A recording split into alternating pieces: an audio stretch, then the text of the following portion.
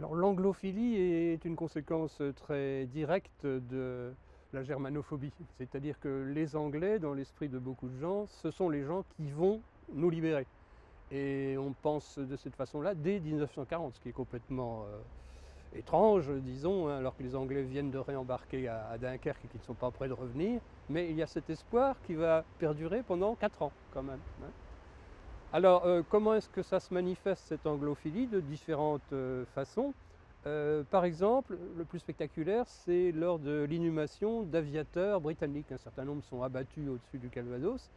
Et donc, leur inhumation donne lieu à des rassemblements de foule, à des dépôts de gerbes absolument incroyables, hein, d'après les rapports dont on dispose. Les tombes ne sont plus visibles, elles sont couvertes de fleurs, etc.